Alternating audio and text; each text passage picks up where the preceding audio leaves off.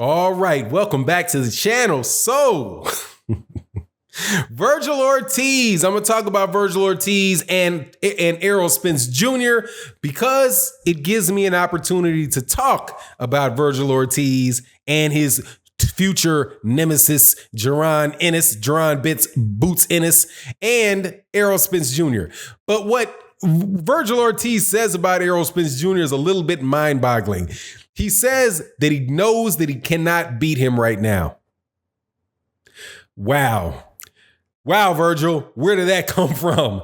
Let's talk about that in this video.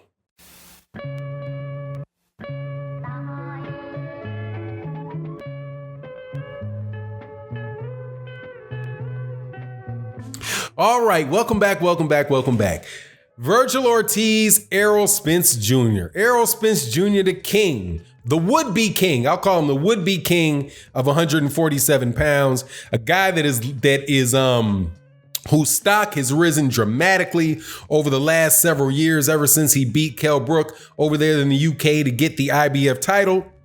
Comes back, beats Lamont Peterson, one-punch knockout against Carlos Ocampo in Dallas, in Dallas, where he was the only dude there fighting a no-name, basically fighting a no-name in Dallas's practice stadium. Sells like 17,000 tickets for a fight like that. Then after that, comes back and fights Mikey Garcia in front of 55,000 people in Dallas, right? In Dallas. Then he comes back after that, fights Sean Porter, gets in a car accident. Now he's back, right? The great Errol Spence Jr., who everybody's looking to fight either Manny Pacquiao or Terrence Crawford. Truth be told, if most people had their druthers, it would be him against Terrence Crawford. But he had an exchange of words with another Dallas fighter named Virgil Ortiz, who is represented by Golden Boy Promotions. Now, why is this? Virgil Ortiz is somebody that looks like an absolute killer in the ring, aggressive, tremendous boxing, tremendous body shots, hard hitting, fast hands, long arms, tall, welterweight. I think eventually he's going to wind up at 154, 160 pounds, right? But just a tremendous fighter, man, who used to train in the same gym when he was young as Errol Spence Jr. Remembers watching Errol Spence Jr. train for the Olympics, train for the Golden Gloves. And so he said that he was looking forward to fighting Errol Spence Jr. in a couple years because he didn't want Errol Spence Jr. to be too old when he beat him, right? But now he's saying something that sounds slightly different. Now, before, when he said it, I was like, look, a young man talking that smack. That's what's up. I don't mind it at all. I don't think it's real at all because I think Errol Spence will wash you right now because you just don't have the experience. You've never fought at that level before and you got to get acclimated to that. And Errol Spence Jr. at this point in time is extremely acclimated to it. I didn't think he was ready at the time to fight Errol Spence Jr., but I like the fact that he was calling him out.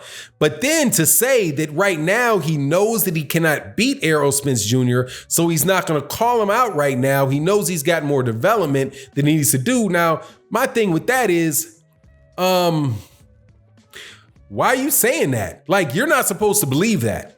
You're supposed to believe that you can beat the dude right now. You're supposed to. Most of these guys I think a lot of these guys really do believe it. And if they don't believe it, they're not going to say it because they're not going to put that energy out there. They're not going to let the other guy know that they don't believe that they're ready. Errol Spence Jr. in his quote, said that, he was glad to know that, that Virgil Ortiz knows that it's going to take him a little bit of time and that he's not ready. But you remember when he said, he also had called him a crybaby. He said he remembered when he was a little kid, he's a good kid, good fighter in the gym. Remember being him a crybaby. Virgil Ortiz came back with like, I ain't no crybaby. I don't know where you get that from, all that stuff. Well, being in Texas, I know where he got it from. I know why he got that reputation as being as a crybaby, and it ain't got anything to do with what was going on in the ring. It had something to do with him just being with his dad, and his dad, if he didn't do anything right, his dad would get on his case, and if his dad got on his case too hard, he would cry.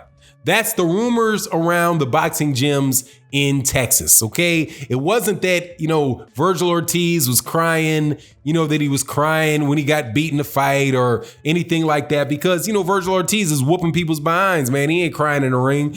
But if your daddy gets mad at you, if your daddy gets on your chest, tells you what you're not doing right, and he's pushing buttons on you, dude, you can cry. So that's probably what happened to Virgil Ortiz. That's more than likely why Errol Spence Jr. called him a crybaby. I don't think he meant it in a way where he said, "Nah, this dude's gonna get into the ring with somebody. Somebody's gonna be trying, he's gonna fight somebody, he's gonna hit him, and the guy's gonna start crying, he's gonna suck her out and all that." It's just not the case, man. And plus, there's so many people. Like what Jermel Charlo said. Jermel Charlo was on his Instagram live, and somebody was trying to make it fun of him for crying. And he was like, "Look, man, I'm emotional. Emotional people cry. Whatever. What you gonna do? What you gonna do with me? You gonna step to my?" He's like, "You're not gonna say that to me. You're not gonna walk up and say that to my face. So whatever, man." But he admitted that he's like, "Yeah, man, because Jermel Charlo does cry. I can guarantee you I can name boxers that I ain't never seen cry, and I know damn well will cry, because they are just emotional people. And emotional people cry. You might not be crying over spilt milk or something like that, but you can get mad. Anger can drive you to it. So I didn't really have any issue.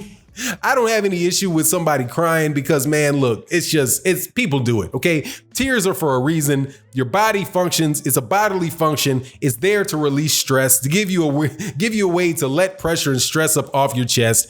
And some people are more apt to doing that than other people, so it's just like, it's really, the whole thing is whatever with that. So I'm not tripping on him being a crybaby or somebody calling him a crybaby, but I do believe that you have to have true confidence in yourself, or at a certain point in time, maybe a slightly unrealistic not overconfidence in the sense that you don't practice, but I think you do need a supreme confidence. And also you need to give off an air of being confident so people can react to you the way that you want them to react, right? Like, all the way from just, even if you're walking into a room, when you walk into a room and you might be looking, wanting, a female to look at you in a certain way or think something about you, you may not be the most confident person in the world. You might think that I ain't got enough money in my pocket, or I don't have enough, I might not be the best looking guy in the world, or my clothes aren't the nicest. But if you walk in the room and you stick your chest out and you stick your chin up and you walk like you have purpose, if you see somebody and you look them in their eyes and you say hello to them, like you're not speaking up to them, you're not speaking down to them, you speaking to them eye to eye like equals, you give off an air of confidence, and people, whether or not that registers with them consciously, it will register with them subconsciously, and they will be more inclined. They might be completely inclined, but you'll have a better chance of communicating with them than if you walked in, even if you have nice clothes and you got money in your pocket and all that, but your just head is down and you're feeling insecure and you speak like a mouse. Somebody says something to you, all of that, it's that air, giving off an air of confidence is important. So when Virgil Ortiz says this to Errol Spence Jr., it's like Errol Spence Jr. ain't playing when he's talking about fighting somebody. Right? He's not, I never heard him in his career say, "I ain't trying to," he said, "I'm ready now. I'm ready for them all now. I'm ready for them all right now." That's what drawn in is. I'm ready for them all right now. Right now. Devin Haney, I'm ready for them all right now. Anybody. Now, their trainer might be holding them back, right? Ryan Garcia, I'm ready for everybody right now. Right now. Right now, I get Gervonta Davis right now. His trainer has to be the one to say, "Nah, we're not letting this dog out this cage yet. He ain't a year old." You know what I mean? He's still a puppy. Yeah, he's going to want out there. He's got a tough attitude, but if he gets in with this 2-year-old dog, it's going to be a wrap, because he's just not mature enough. But the confidence still, needs to be within the dog. So for Virgil Ortiz, who the confidence got to be there with you, and nobody caring about whether, it's not important that, for you to prove, I'm going to show the people that I'm being realistic about what can happen.